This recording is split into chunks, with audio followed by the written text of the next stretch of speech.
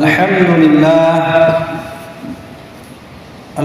لله رب العالمين وبه نستعين وعلى أمور الدنيا والدين والصلاة والسلام على سيد المرسلين وعلى آله وأصحابه أجمعين.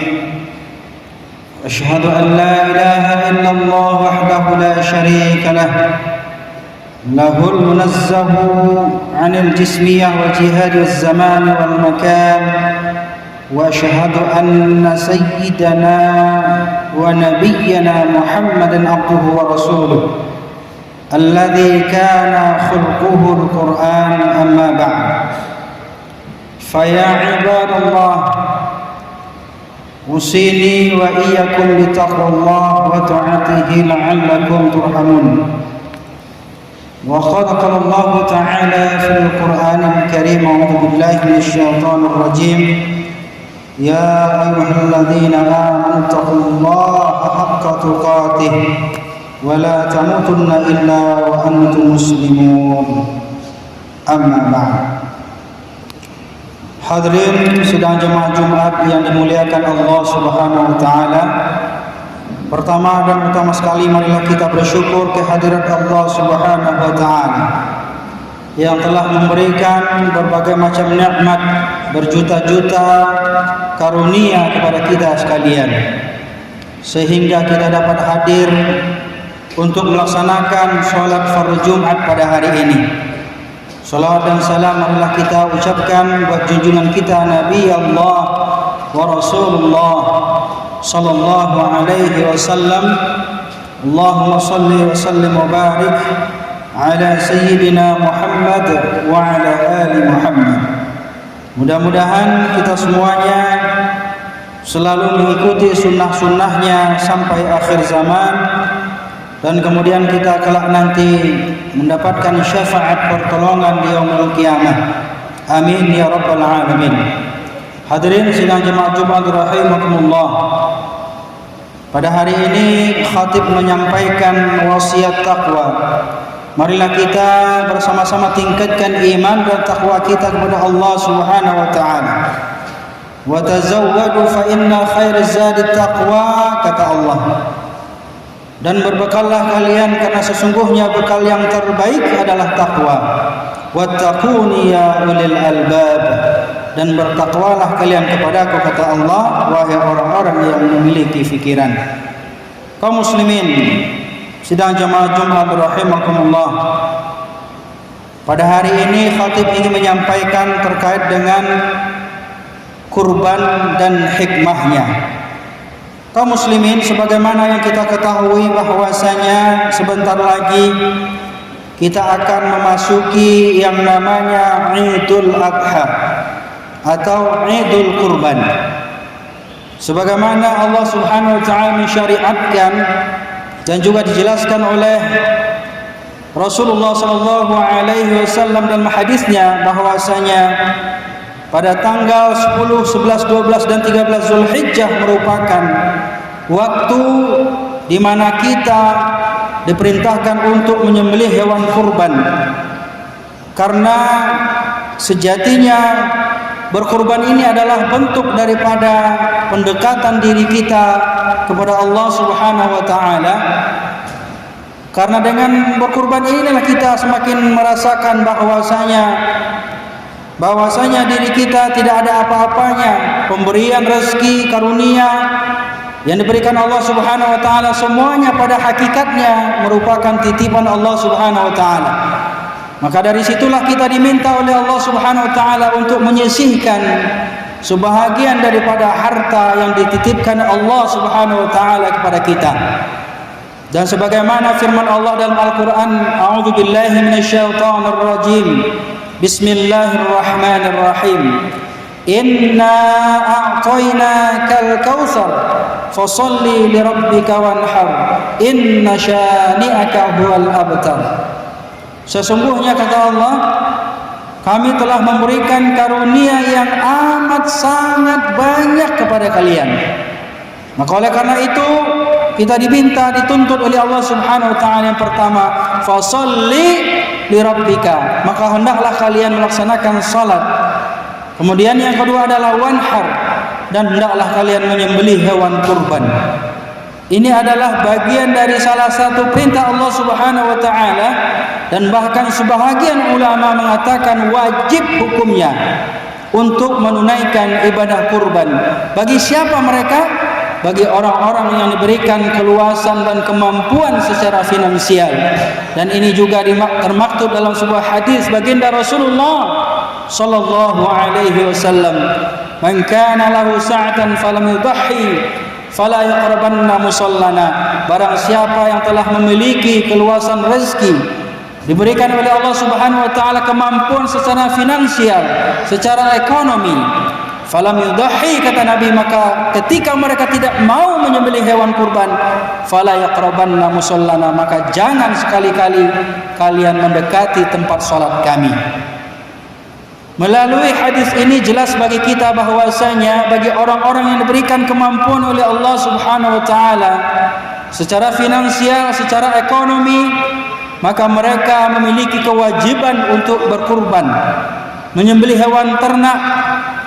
Sebagian harta yang dititipkan Allah Subhanahu wa taala, pada hakikatnya sebahagiannya juga adalah milik-milik orang-orang yang memiliki hak di dalamnya, seperti fakir dan miskin. Kaum muslimin saudara-saudara, ibadah kurban merupakan ibadah ritual tradisi umat Islam yang telah disyariatkan oleh Allah Subhanahu wa taala tahun kedua Hijriah. Ibadah kurban ini merupakan salah satu bentuk pengorbanan, bukti kecintaan kita kepada Allah Subhanahu wa taala. Sebagaimana yang kita ketahui bahwasanya sejarah sudah mencatat bagaimana pengorbanan yang telah dilakukan oleh Ibrahim, Nabi Allah wa Rasulullah Ibrahim alaihissalam, mengorbankan anak yang dia cintai yang bernama Nabi Ismail, anak yang dia idam-idamkan, yang sudah lama beliau tunggu kehadirannya. Namun ketika anaknya beranjak remaja, apa yang terjadi? Allah Subhanahu wa taala menguji keimanan daripada Ibrahim alaihissalam. Datanglah mimpi kepada Ibrahim alaihissalam agar mengorbankan, menyembelih anak yang dia cintai, Ismail alaihissalam. Ini adalah bagian bukti pengorbanan dan kecintaannya kepada Allah Subhanahu wa taala. Apakah Ibrahim lebih cinta kepada anaknya? Apakah Ibrahim lebih cinta kepada anak semata wayangnya Ismail alaihissalam, ataukah Ibrahim lebih cinta kepada Allah Subhanahu wa taala? Kaum muslimin saudara-saudara yang berbahagia, dengan tekad yang bulat dan meyakini bahwa mimpi ini adalah merupakan perintah Allah dan wahyu dari Allah Subhanahu wa taala, maka dengan singkatnya Ibrahim alaihissalam melakukan perintah Allah Subhanahu wa taala dengan menyembelih anaknya Ismail. Dan kemudian dalam sejarah kita kenal Allah Subhanahu wa taala mengganti Ismail dengan hewan ternak yang lebih bagus. Kaum muslimin saudara-saudaraku, jamaah rahimakumullah, pengorbanan tentu harus kita lakukan. Jangan sampai kita sudah menjadi korban baru kita ingat berkurban. Marilah kita berkurban sebelum kita menjadi korban. Apakah itu korban dari bencana alam, korban karena kegagalan usaha bisnis yang kita gerak lakukan, atau mungkin kita di PHK dari pekerjaan. Maka saat ini harta yang dititipkan Allah Subhanahu wa taala, mari bersama-sama kita tekatkan dalam hati kita. Mari kita yakinkan diri kita bahwa saya memenuhi perintah Allah Subhanahu wa taala dengan melakukan ibadah kurban tahun ini.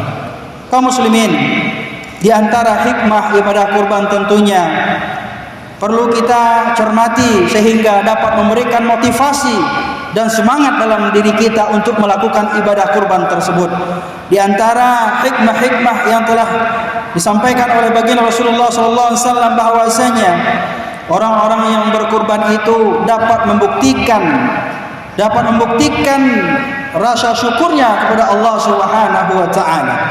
Sebagaimana yang kita ketahui tadi bahwasanya Allah taala telah banyak memberikan karunia, memberikan rezekinya kepada kita bahkan seandainya kita ingin menghitung nikmat Allah, pasti kita tidak akan sanggup untuk menghitungnya. Wa in ta'uddu ni'matallah la tuhsuha, kata Allah. Jikalau kalian ingin menghitung nikmatku, kata Allah, pasti tidak akan pernah sanggup kita untuk menghitungnya. Lantaran itulah kita diwajibkan untuk mengeluarkan sebahagian dari harta kita sebagai bentuk rasa syukur kita atas karunia dan rezeki yang kita terima dari Allah Subhanahu wa taala, dan kemudian kita belikan kepada hewan ternak untuk disembelih pada tanggal 10 atau 11, 12 dan 13 daripada bulan Zulhijjah. Hikmah yang kedua, hadirin berbahagia, yaitu adalah sebagai sarana pembuktian keikhlasan kita kepada Allah. Karena sejatinya mengeluarkan harta itu merupakan ujian di antara ujian yang berat yang dihadapi oleh manusia. Karena banyak di antara manusia kita lihat memiliki harta benda, kekayaan, gaji yang tinggi, tetapi tidak semua orang bisa mengeluarkan hartanya untuk melaksanakan ibadah kurban.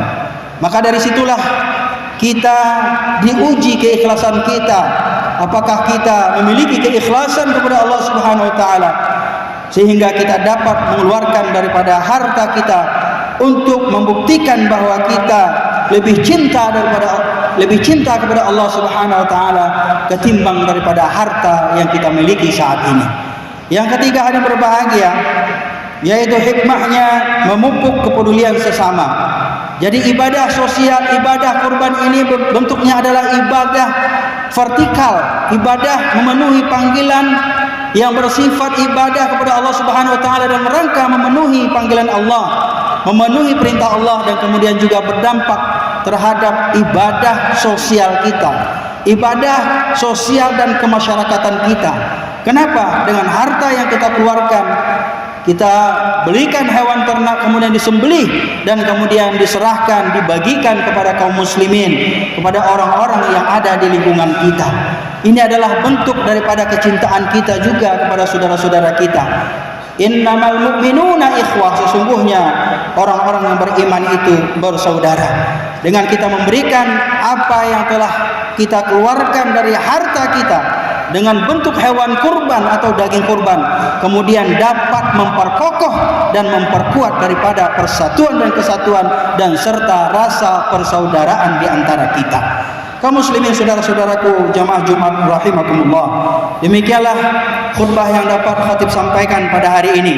Mudah-mudahan dapat memberikan motivasi dan semangat bagi kita untuk menyisihkan sebagian harta kita untuk kita belikan kepada hewan ternak untuk dilakukan kurban pada Idul Adha yang seminggu lagi akan datang. Mudah-mudahan Allah Subhanahu wa taala memberikan kekuatan dan kesabaran dalam ketaatan kepada Allah Subhanahu wa taala, dan juga Allah Subhanahu wa taala memberikan keberkahan atas rezeki yang kita dapatkan, dan kemudian juga Allah Subhanahu wa taala memberikan kesehatan dan panjang umur sehingga kita dapat melaksanakan ibadah sebanyak-banyaknya.